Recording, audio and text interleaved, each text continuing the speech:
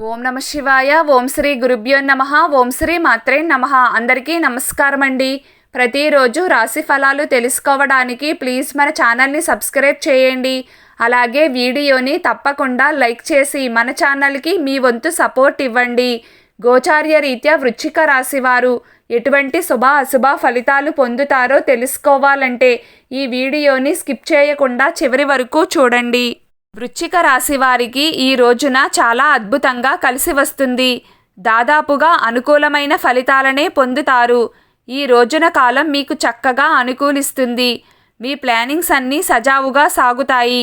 ఎక్కడా ఏ ఇబ్బందులు లేకుండా మీరు కోరుకున్న విధంగా మీ పనులన్నీ పూర్తవుతాయి. అంచనాలు తారుమారు అవుతాయి అని భయపడతారు, కానీ అలా ఏమీ జరగదు. ఈ రోజున గ్రహస్థితి మీకు అన్నింటా శుభాలను చేకూరుస్తుంది. రోజువారీ పనుల్లో కూడా మీకు అంతా అనుకూలంగా ఉంటుంది. మీ భయంను ప్రక్కన పెట్టి ముందడుగు వేయండి. కొత్త ప్రణాళికలను సిద్ధం చేస్తారు. మీరు సాధించాలి అనుకునే విజయాలను సాధించే దిశగా ముందుకు సాగుతారు. అలా ముందుకు సాగే విషయంలో మీకు ఒక స్త్రీ అడ్డుపడబోతుంది. దాని వలన మీరు కాస్త ప్రమాదంలోకి వెళ్లే అవకాశం ఉంది.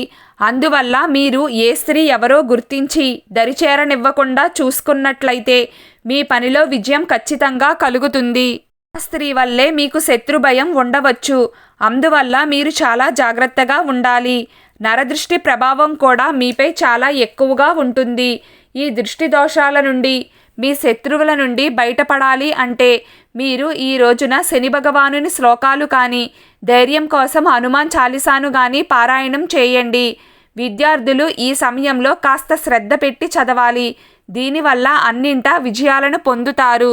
ఈ రోజున మీరు చాలా సంతోషంగా గడుపుతారు. అలాగే ఏమైనా ఇంక్రిమెంట్లు, డాక్యుమెంట్లు, రిజిస్ట్రేషన్ పనులు ఏమైనా ఉంటే వాటిలో ఈరోజు శుభం కలుగుతుంది. ప్రతి పనులు పూర్తయ్యే అవకాశాలు బాగా కనిపిస్తున్నాయి. ఏమైనా కొత్త పెట్టుబడులు పెట్టాలన్నా, వ్యాపారాలు పెట్టాలన్నా మంచి సమయం ఇది. ఈరోజు వృశ్చిక రాశి వారి అదృష్ట సంఖ్య 5. ఈరోజు వృశ్చిక రాశి వారి అదృష్ట రంగు ఆకుపచ్చ రంగు. ప్రతిరోజు మీకు ఇష్టమైన దైవారాధన చేస్తూ ఉండండి. అంతా శుభం కలుగుతుంది. ఈ వీడియో మీకు నచ్చినట్లయితే ప్లీజ్ లైక్ చేయడం మర్చిపోకండి.